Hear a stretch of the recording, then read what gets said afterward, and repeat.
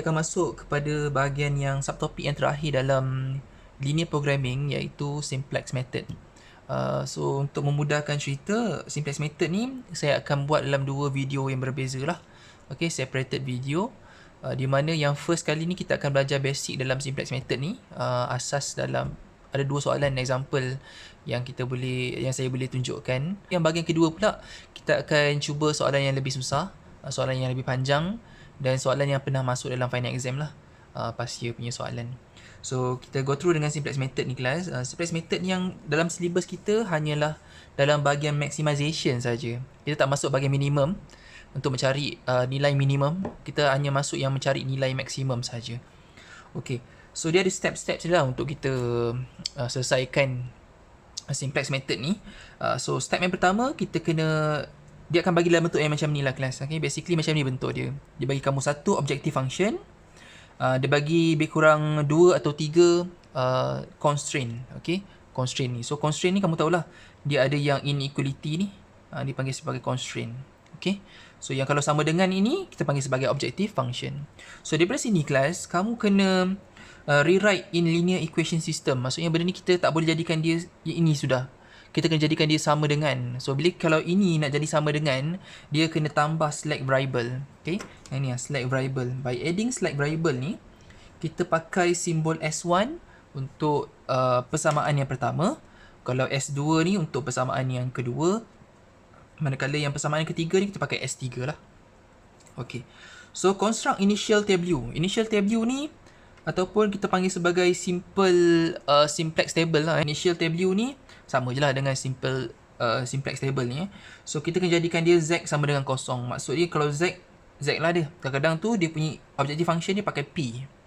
So P lah, kita kena pastikan dia sama dengan kosong. Dengan cara kita pindahkan yang ini ke sebelah kiri semuanya dan kita akan dapat sama dengan kosong. So itulah kita kena dapatkan dulu. Okay, yang ketiga, kita akan dapatkan pivot element sebenarnya. So untuk dapatkan pivot element, kita kena dapatkan dulu pivot column. Pivot column ni adalah smallest negative value at Z row. Z row tu yang ni lah, Z sama kosong ni, kita akan buat tu dia punya table dulu. Lepas tu baru kita akan check negative value dekat Z row ni. So yang keempat adalah set the pivot row, apply test ratio. Kita kena dapatkan, lepas dapat column, kita kena buat row pula. Kita ada buat row. Column yang macam ni.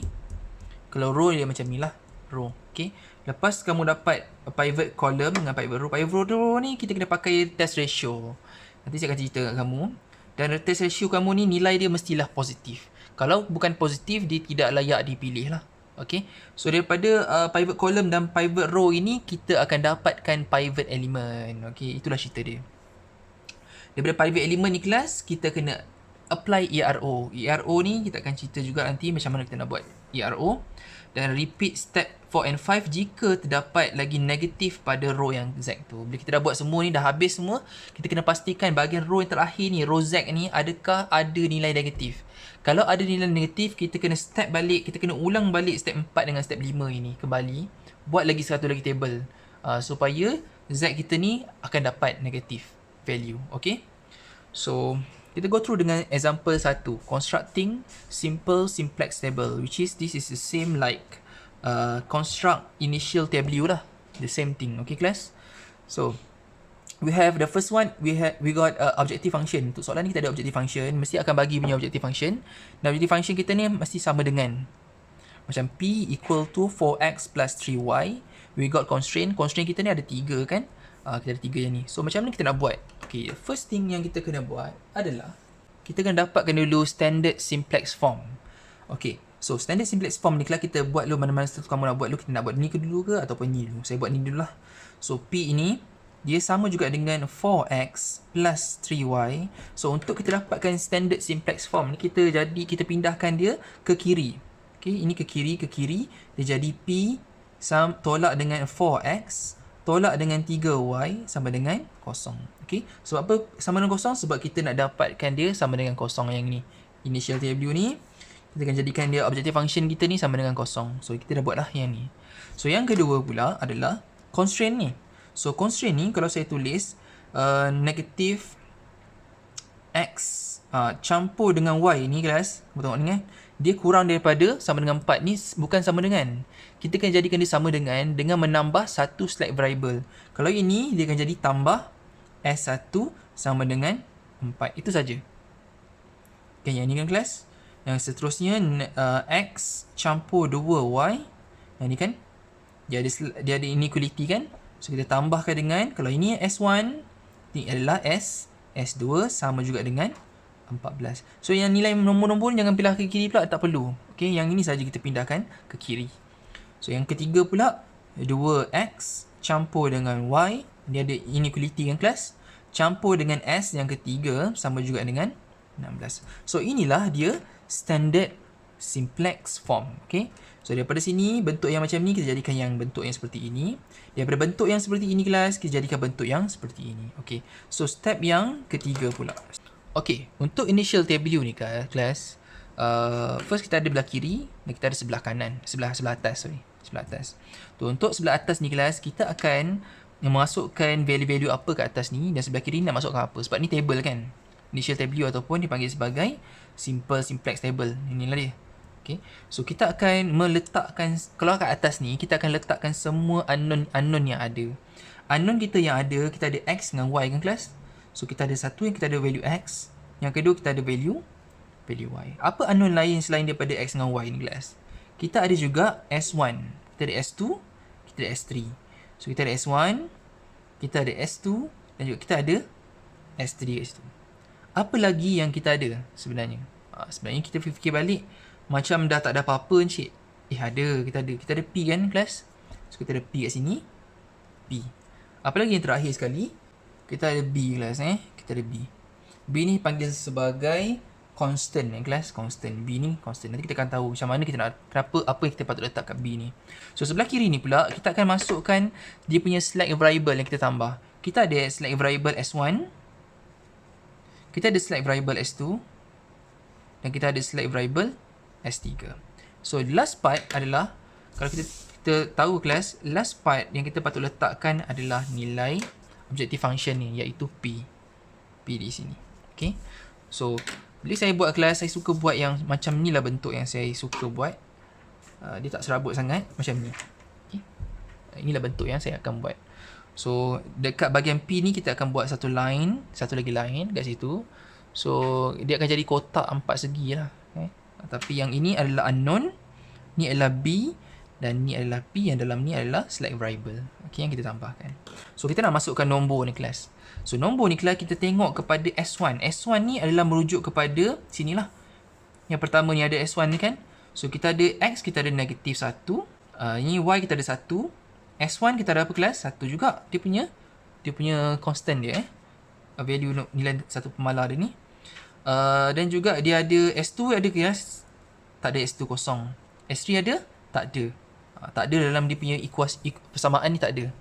Value ni. P ada ke dalam ni? Tak ada. So, kosong juga. Apakah value B? B ni adalah nilai yang tak ada unknown. Maksudnya nombor je lah. Stand alone nombor kita ada 4 kat situ. Untuk S2 pula, tengok yang kepada bahagian persamaan yang kedua ni lah. Okay. Kita ada X kita ni ada 1. Yang ni ada 2. Yang ni ada kosong lah. S1 ada ke kelas? Tak ada S1.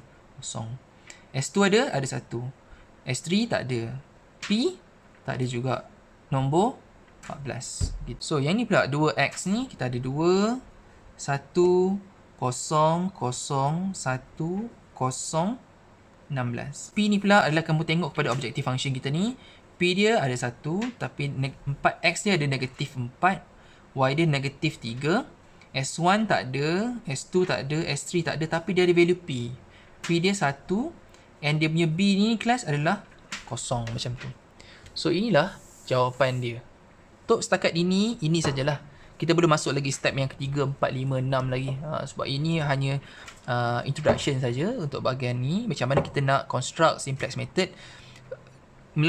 Bermula dengan standard simplex form dulu. Barulah kita dapatkan dia punya initial value. Okay kelas. So, kita masuk pada example yang kedua ni. Kita ada objective function, kita ada constraint. So, saya terus buat kelas. Dapat apa? So, ini kita akan dapat P minus X minus 4Y sama dengan kosong. Yang ni jadi apa? Ni jadi inequality kan? So, dia jadi negatif X campur dengan 2Y campur dengan select variable, baru hilang dia punya ni, sama dengan 6. Ini pula 5x campur dengan 4y campur dengan S2 sama dengan 40. Begitu. Encik, kalau ini bentuk yang ini tak ada masalah lah. Cik, dia akan jadi tambah S1. Tapi kalaulah sekiranya soalan itu dia ada bentuk yang seperti ini pula, bukannya bentuk yang ini, apa yang terjadi? So, bila kamu dapat bentuk yang macam ini kelas, apa yang kamu boleh buat adalah kita akan menukarkan benda ini, okay, konon-kononnya lah. So, dia lebih besar sama dengan. So, kamu kena pastikan benda ini jadikan bentuk yang seperti ini dulu. Bila kamu ubah dia, aku kena berlawanan dengan bentuk ini, apa yang terjadi, kita kena darabkan negatif untuk setiap satu nilai kat sini. So, dia jadi apa kelas? Lepas tu, dia akan jadi negatif X ni, dia akan jadi X lah. Tolak 2Y kurang besar daripada negatif 6. Barulah kita boleh dapat bentuk yang seperti ini. So, kamu buat macam biasalah, tambah S1 dan sebagainya. So, kalaulah soalan tu dalam bentuk yang begini. So, yang ni kelas dah siap ni, kita buat kepada table dia. Okay, macam tadi juga, table kita ni kita mulakan dulu dengan label yang pertama kat sini. So, kita masukkan dulu unknown yang ada. Kita ada X dengan Y. Saya letakkan X dan saya letakkan Y kat situ. Apa lagi unknown yang kita ada kelas? Kita ada S1 dengan S2 saja. S1 dan S2. Apa lagi kita ada? Kita ada nilai P. Dan last kali kita ada yang nombor saja ni, kita pakai B, constant value. Okay. Yang sebelah sini pula kita ada unknown select variable kita ni. Kita ada S1 dan kita ada S2 serta kita ada nilai P yang hujung sekali. So, ambil pen dan kita buat kotak 4 segi yang seperti ini. Ini, okey? Begitu. So, kita masuklah nombor setiap satu ni. X kita negatif 1, 2, S1 kita 1, 0, P kita 0, B kita ada 6. Untuk yang ni pula, kita ada 5, 4, 0, 1, 0, 40. Untuk P pula, kamu tengok kat atas ni, negatif 1, negatif 4, 0, 0, P kita ada 1 dan nilai B kita ni adalah 0. So, inilah bahagian permulaan dulu untuk soalan ni. Saya rasa ini kamu boleh jawab sendiri di rumah. Saya rasa benda ni simple saja, tak ada susah pun. Kamu boleh try untuk dapatkan simplex table, okay, untuk soalan ini. Okay, so example 4, solve the linear programming using simplex table. Okay, soalan ni memang kita disuruh untuk menyelesaikan terus, bukan separuh-separuh jalan lah. Soalan ni kita nak daripada awal sampai akhir, kita kena dapat jawapan akhir dia. Dapat soalan ni macam tadi juga, kita buat dulu dia punya ni, jadikan dia sama dengan 0. So, solution dia akan jadi P minus 3x1 minus x2 equal to 0. Ini dia jadi apa kelas? 2x1 plus x2 plus s1 sama juga dengan 8. So, 2x1 plus 3x2 plus S2 equal to 12. Kalau dia bagi bentuk yang macam ni kelas, ini tak ada apa-apa lah sebenarnya. Okay? Ini hanya orang kata limitation. Limitation ni lah. Tak ada apa-apa pun. So, kita abaikan yang ni. Kita just buat yang ini saja. Okay, lepas dapat yang ni kelas, kita masuk kepada bahagian untuk membina initial value atas ni. So, value unknown yang ada adalah X1. Ada 1 yang kelas? X1. Kita ada X2. Kalau ada benda-benda simbol ni, jangan kita tak buat, kita kena buat. So, S1, S2, apa lagi ada? Kita ada P, dan last kali kita ada B kelas. Okay. So, yang ni pula adalah select variable sebelah kiri. Select variable kita yang pertama S1 dengan S2 sahaja. Dan kita ada yang last kali kita ada P kat situ. P. So, alamak, saya terlebih pula garis ni. Okay, gitulah bentuk dia. Alright, so ini kita dapat. Kita masukkan nombor pula. S1 kita, X kita ada 2, 1, 1, 0, 0, 8. S2 pula, kita ada 2, 3, 0, 1, 0, 12. Yang P pula, kita ada negatif 3, negatif 1, 0, 0, 1, 0. Okay. So, inilah bentuk yang kita dapat. Separuh jalan baru lah. Okay, next adalah kalau kamu tengok balik tadi kelas, apa yang dia suruh kita buat adalah lepas dah dapatkan nilai yang initial value ni, kita kena dapatkan pula pivot element. Ataupun nak dapatkan pivot element ni, pivot element ni kamu kena dapatkan pivot column dulu. Pivot column ni adalah smallest negative value at z row. So untuk z row tu apa? Z row tu yang ni lah, P ni. Yang paling last kali ni, kita kena identify siapakah pivot column. Pivot column adalah smallest negative. Maksudnya nilai yang paling negatif lah. Paling negatif. Tengok kat sini. Kalau kata pivot column kamu dulu, kamu tengok dekat bahagian P ni lah. Row yang terakhir ni.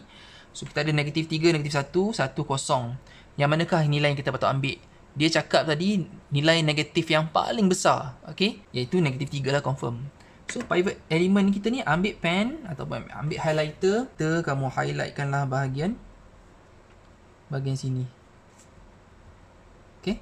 So pivot column dia adalah nilai dia x1 pada x1 dia adalah negatif 3. Ni adalah pivot column kamu. Okay. So pivot column dia nak daripada tiga nilai ni negatif 2 kan. Antara dua nilai ni siapakah pivot element dalam kes ni. So untuk dapatkan itu kita kena kira pula siapakah pivot. Kita kena kira pivot row pula. Untuk pivot row tu kat sini lah. Ada 2 row je kita kena pilih. Antara atas ni ataupun bawah ni. Siapakah pilihan kita. Okay. So kita akan tengok kat sini. Nilai 2 kamu ni kita kena buat test ratio. So dalam kes ni kamu kena tengok yang hujung B ni kita kena bahagikan dengan test ratio ni B bahagikan dengan X1 lah kan. Dalam kes ni X1 lah. So B kita untuk yang pertama untuk S1 kita ada 8 bahagi dengan 2. Kita akan dapat nilai 4. Untuk dalam kes kita ni S2 ni pula adalah 12 bahagikan dengan 2 sama juga dengan 6. Okay. So antara dua-dua nilai ni yang mana satu kan yang paling kecil? Of course lah yang ini. So yang ini kita pilih yang kecil. So maksudnya S1 ini adalah dia punya pivot column dia. Pivot row dia. So row 2 ni kita pilih yang ni kan tadi. Untuk yang pertama tu kita pun highlightkan yang bahagian sini. Okay. Bila kamu highlightkan bagi sini kelas, kamu nampak tak? Intersection di antara pivot column ni dengan pivot row ni akan terkena pada bahagian sini. So ini adalah 2 ni. So kita punya pivot element kita adalah S1 X1 sama juga dengan 2. Yang itu. So dah selesai lah untuk bahagian yang sini. Di mana kita dah dapatkan dia punya pivot element sudah. Okay, sebelum saya masuk ke yang seterusnya tu kelas, saya nak beritahu kamu kelas, antara pilihan yang boleh S1 dengan S2 ni. Contohlah kelas kan, kalau soalan kita ni 4 dengan 6. Saya akan pilih mana? Saya akan pilih lah nilai negatif, saya akan pilih lah nilai 4 ni sebab nilai 4 dengan 6 ni, 4 ni lebih kecil. So kita kena pilih yang lebih kecil, bukan yang lebih besar So 4. Tapi kelas, kalau soalan kita ni, 4 kita ni, saya letak kat bahagian sini. Ada negatif. Adakah negatif 4 ni akan saya pilih ataupun tidak? Jawapannya kelas adalah, bila kita baca balik dia punya instruction kat sini kelas, perasankan, the value of ratio must be positive. Okay, must be positive. So maksudnya kalau soalan kita ni walaupun negatif 4 ni memang lebih kecil daripada 6, tapi disebabkan ada negatif ni kelas, so S1 ni tak valid kita ambil. So kita akan ambil nilai 6 ni. So 6 kalau kita pilih 6, maka 6 ni adalah pada S2 kan, So dia punya highlighting kita adalah bahagian sini. So dia punya pivot element dia adalah 2 kat situ pada S2 dan X1 S2 dan X1 begitu. Disebabkan kita memilih pivot element ni pada row yang pertama, so kita kena letakkan formula dulu. Kita kena generate formula dulu. So sebab ni pada row pertama kan, kita pakai R1. R1 sama juga dengan R1 bahagi dengan pivot element kita adalah 2. Kalau R1 gini, kenapa kita pilih R1? Bukan R2, bukan R3. Sebab R1 ini adalah pada row pivot row kita yang kita pilih. Sebab row yang pertama ni adalah merupakan pivot row kita. Pivot row kita adalah row yang pertama yang saya highlightkan ni lah. Pivot row ni. So pivot row kita R1, maka R1 ni sama dengan R1 bahagi dengan 2. 2 mana datang? 2 ni datang daripada nilai pivot element kita ni 2. Kalau pivot element kita ni 10, maka 10 ada kat situ. Dia berubah-ubah, dia bukannya nilai yang static formula ni Okey, lepas kita dah buat benda ni kelas, kita akan buat table balik. Table ni, saya akan salin X1, X2 ni semua benda yang sama juga saya salin. So kita ada X1. Okey, untuk yang ini kelas, bahagian yang sini, yang row yang S1 kan, kita pilih S1 dengan X1 ni. S1 ni akan berubah. Dia tak jadi S1 sudah. Dia akan menjadi X1. Nampak ni? Saya tulis sini pivot element ni S1, X1 kan? So S1 ke penuh ni dah tak ada S1 dah. Dia akan jadi X1 kat situ. Okay, dah jadi X1. So R1 ni kita kena bahagikan dengan 2. Row yang pertama ni kita kena bahagikan dengan 2. Semua nilai ni kita kena bahagikan dengan 2. Begitu. So bila kamu tekan kalkulator, kamu akan dapatlah nilai dia 2 bahagi 2. Kita akan dapat nilai dia 1. 1 bahagi 2, 1 per 2. 1, 1 per 2. Ni 0, 0 per 2, 0 per 2. B, 8 bahagi 2, kita akan dapat 4. Saya lupa nak tulis ni kelas. Okay, kita gariskan yang ni. Okay. So yang kedua ni pula, kita ada S2. So S2 ni kelas, kita akan salin balik lah. S2 ni tak ada efek apa-apa pun. Kita tak perlu buat apa-apa pun. Kita salin balik 2, 3, 0, 1, 0. Okay. Basically nya macam inilah. Saya tak ada perubahan langsung untuk yang row yang kedua dengan row ketiga ni. Sebab fokus kita ni adalah kita ubahkan R1 ni dulu. R1 ni sebab kita dah jadikan dia pivot row kan. So everything dalam ni akan bahagikan dengan 2. Okay. So next one adalah bila kita dah settle row 1, ada lagi 2 row yang kita belum sentuh apa-apa pun. So untuk row kedua, kita kena buat formula dulu. R2 dan juga R3. Untuk R2 ni kelas, untuk formula dia senang je kelas. R2 ni adalah sama juga dengan R2.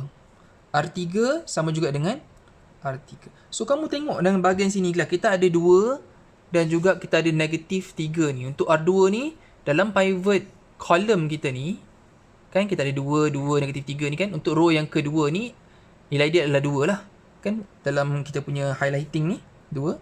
So 2 ni kita kena, orang kata, berlawanan. Kalau dia 2 positif, dia akan jadi negatif 2 kat sini. Negatif 2. Macam P ni kan, dia negatif 3 kan. Pada row yang ketiga, negatif 3 jadi positif 3. So, dia kalau negatif 2 tambah 3 ni, apa lagi kita nak buat lagi? Kita akan darabkan dengan R1. Kenapa R1 ni cik? Sebab R1 kita ni, kita punya benchmark kan. Kita punya pivot element kita ni pada R1. So 3 ni jadi R1 macam tu. So kita kena buat lagi table. Salin balik semua benda ni. X1, X2, S1, S2, P dan juga B. Yang ni ada X1. Yang ni adalah S2. Yang ni adalah P lah. Yang last kali. Okay, barulah kita kena salinkan dulu ni kelas. Yang S1 ni, sebenarnya perubahan kita ni pada R2 dengan R3 pula. Okay, bila R2 dengan R3, so S1 ni kita salin balik yang atas ni. Untuk S2 pula kelas, kamu tengok, guna kalkulator kamu ni, untuk R2 ni, R2 tolak dengan 2, R1. Untuk dapatkan sini kelas, R2 kamu ni mana? Tengok yang atas ni. Jangan tengok yang ni, tengok yang ni. Refer yang ini untuk calculation, tengok yang sini. Okay, so, saya akan gunakan kalkulator, mode kalkulator kita ni. R2 ni saya anggap sebagai X, R1 ni saya anggap sebagai Y lah. So, alpha X tolak 2 alpha Y, begitu. Okay, begitu. Alpha X tolak dengan 2 alpha Y. Yang ada yang ni kelas kan. So, tekan calculate. Nilai R2 kamu ni, mana R2? Yang ni lah R2. 2 bagi 1. 2 dulu. Y kita 1. Kosong lah yang ni. Okay, kosong. Calculate lagi. Sebab benda ni banyak kan kelas. Satu persatu kita kena kira. Ada 1, 2, 3, 4, 5, 6. 6 kali 2, 12 kali kiraan. untuk bahagian ni. So nak tak nak kita kena guna cara yang smart lah untuk kita jawab soalan ni. Tekan calculate lagi. X kita ni apa? 3 pula. Untuk yang ini, kita pakai yang value ni pula. 3 dengan 1/2. So 3, 1/2. Nilai dia adalah 2. Macam tu. Calculate lagi, saya laju kelas. 0, 1/2. Kita akan dapat negatif 1.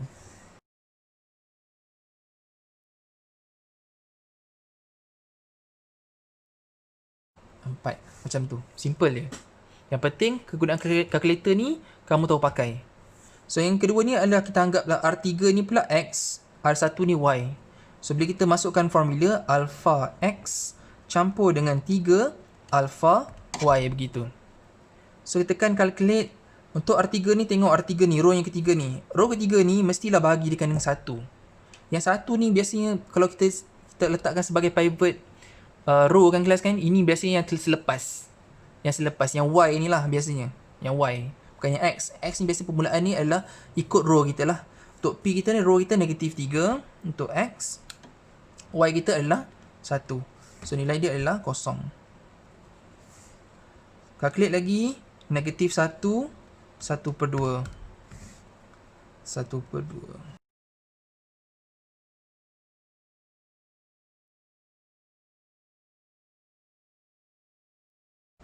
Okay. So, basically, kita dah siap sudahlah untuk bahagian sini. Okay. Adakah kita akan siap sudah ataupun kita akan teruskan lagi dengan step yang seterusnya?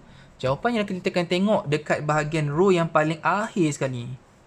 Row yang paling akhir sekali ni, kamu kena tengok adakah nilai negatif dalam setiap elemen di sini.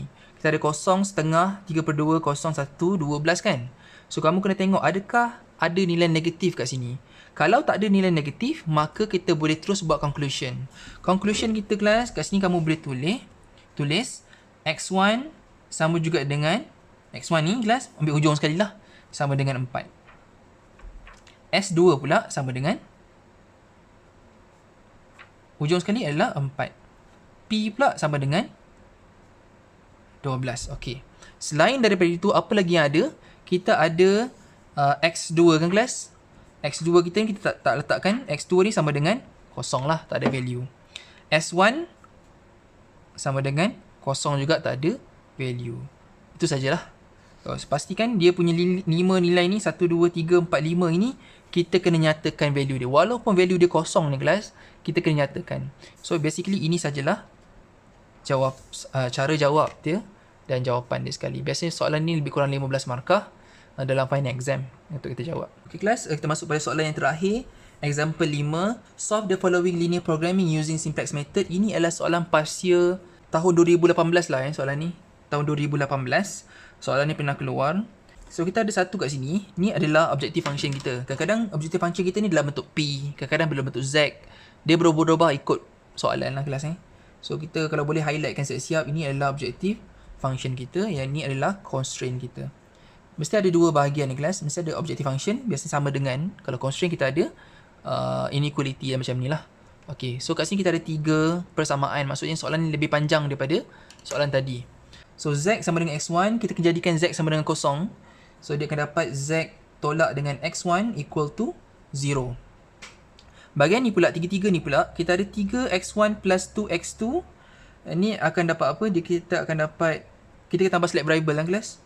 So, Tx1 plus 2X2 plus S1 equal to 60.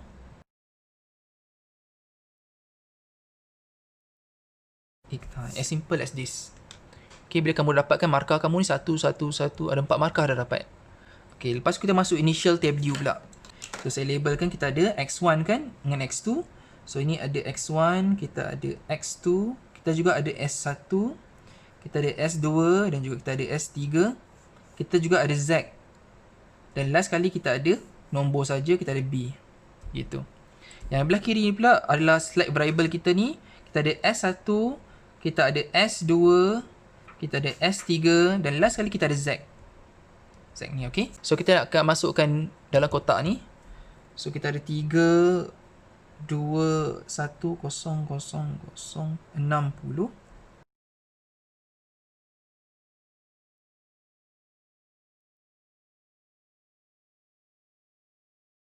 Kosong kat situ. Okay. Alright. So kita dah buat benda ni kelas. So kita go through dengan nak dapatkan pivot element. Nak dapat pivot element, kita mulakan dulu dengan mencari pivot column. Okay. Pivot column, nampak tak mana satu? Kita refer kepada row yang terakhir sekali ni. Tengok ada negatif ke tidak. Kat bahagian sini, yang mana satu yang paling kecil, paling besar nilai negatif dia? Negatif 1. So negatif 1 ni, kita ambil pen ataupun highlighter, kita gariskan. Sebab antara semua ni, ini yang paling kecil sekali. X1 sama dengan negatif 1. Okay. Ini pivot column. Kita ada lagi satu adalah pivot row. Pivot row kita ni kita ada 3 pilihan. Antara 3, 1, 1 ni mana satukah pilihan kita untuk jadikan dia pivot element. Okay. So pivot row ni sama macam tadi, kita X1 lah. Ni punya formula pakai test ratio. Test ratio. Ratio kita ni adalah B bahagikan dengan X1. Okay. Bukan X2 lah.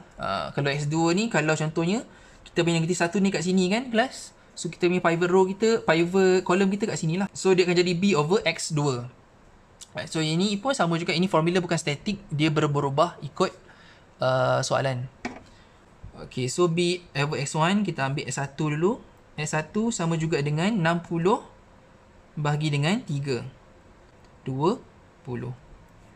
S2 pula 28 bahagi dengan 1. Kita akan dapat nombor nilai dia adalah 28.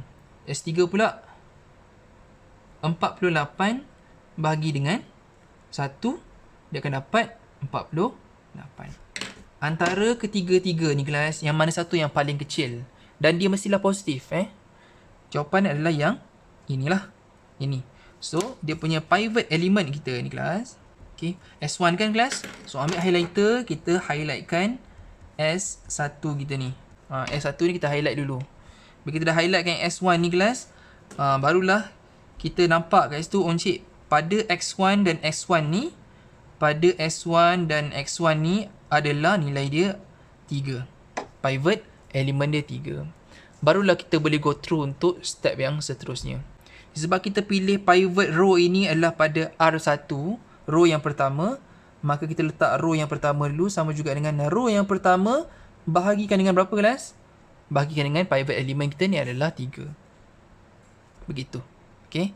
So, ambil table. Kita buat lagi table baru. So, sebab R1 kita ni ada perubahan. So, kita nak masuk R1 ni, kita tengok kepada pivot element ni. Nampak S1 dengan X1. Sebab benda ni akan shifting the position. Akan shifting lah. Dia akan jadi masuk sini. So, dia bukan jadi S1 sudah. Dia akan jadi S1. Okay. Formula kita ni R1 bahagi dengan 3. So, 3 bahagi dengan 3. Dia akan dapat nilai dia 1 lah.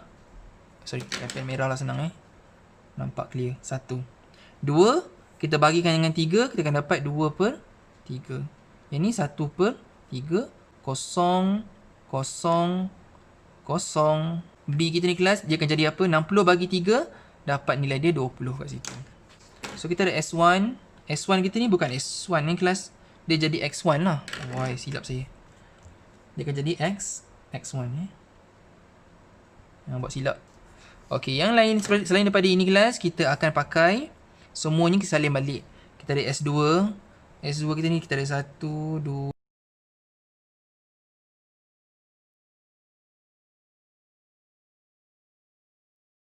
So, hanya yang row yang pertama sini hanyalah berubah yang warna merah ni kan. Yang warna merah ni. 3 lagi row. Kita buat lagi. Row yang kedua, formula dia apa? Row yang ketiga, yang ni, formula dia apa? Row yang keempat ni, yang last kali ni, formula dia apa? So, kita kena buat. So, row yang kedua ni, macam tadi ke kelas, row kedua sama juga dengan row yang kedua.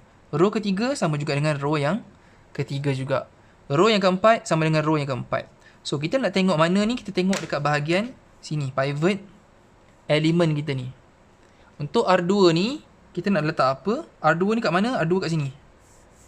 Tengok yang kotak ni je, yang garisan ni je. 1 jadi negatif 1. Yang ni pula S3, positif 1 kan kelas, dia akan jadi negatif 1. Dia berlawanan. Kalau Z ni pula, negatif 1, dia akan jadi positif 1 kat situ.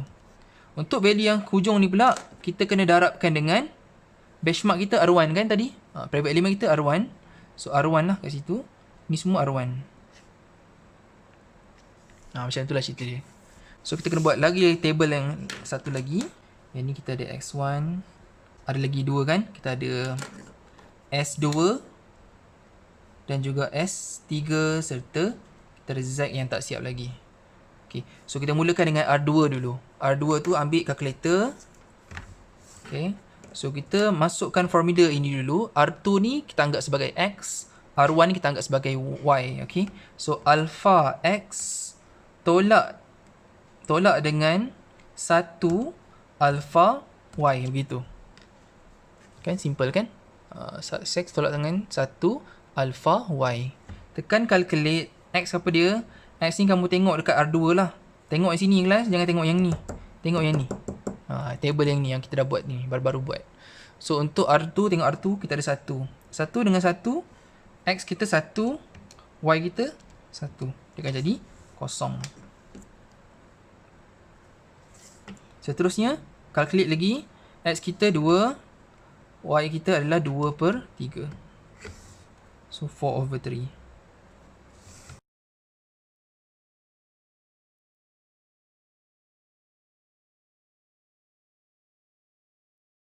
S2 dah selesai lah. Row 2. S3 ni tengok kat sini formula yang ni. Kita pakai alpha X tolak dengan 1 alpha Y. Basically sama macam tadi jugalah. Calculate. S3 tengok kat sini. X kita 1. Y kita 1. Kosong. Calculate.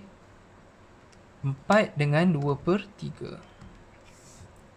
10/3.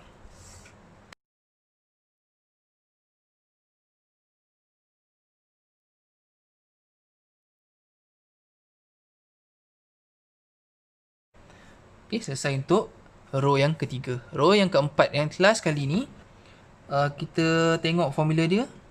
X campur dengan 1Y. Alpha X campur dengan 1 alpha Y. Gitu. Kan? Formula dia tambah. So, kita tekan calculate. Kita buat yang bawah ni pula. Negatif 1 dengan 1. Kosong. Calculate. Kosong dengan 2/3. 3.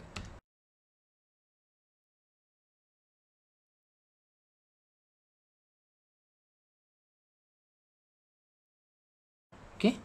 Alright. Bila kamu perasan dalam kelas, kita dah sampai ke ujung soalan ni. Kita boleh check. Adakah row yang Z ini, yang last kali ni, ada value negatif? Kalau ada value negatif, kita kena patah balik sini. Buat lagi sekali. Tapi kalau tak ada negatif kat sini kelas, kita boleh terus bagi jawapan. Jawapan di kelas, kita tengok yang pertama sekali X1. So, X1 ni sama juga dengan 20. S2 sama juga dengan 8. S3 sama juga dengan 28. Manakala Z sama juga dengan 20. Selain daripada nombor ni, apa lagi yang tak ada? X2 kita tak ada. X2 kita ni sama dengan kosong. S1 ada? Tak ada. S1 sama dengan kosong. S2 ada. S3 ada. Z pun ada. So, basically inilah jawapan akhir ini. So, saya rasa ini saja untuk kelas hari ini. Kita akan continue dengan soalan-soalan yang seterusnya. Soalan-soalan yang ini di rumah. Kita ada beberapa soalan yang kita boleh jawab di rumah. Ni kita punya simplex ni. Kamu boleh try jawab. So, ni jawapan akhir dia. Ni sekali saja ni. Kat sini kamu boleh tengok lah. Dia punya pivot element dia pun pada row yang pertama dah. Dengan row yang pertama juga. Okay.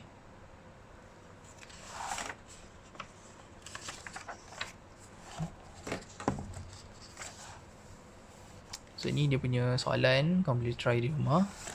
Ni soalan dia. Okay. Kamu boleh try di rumah.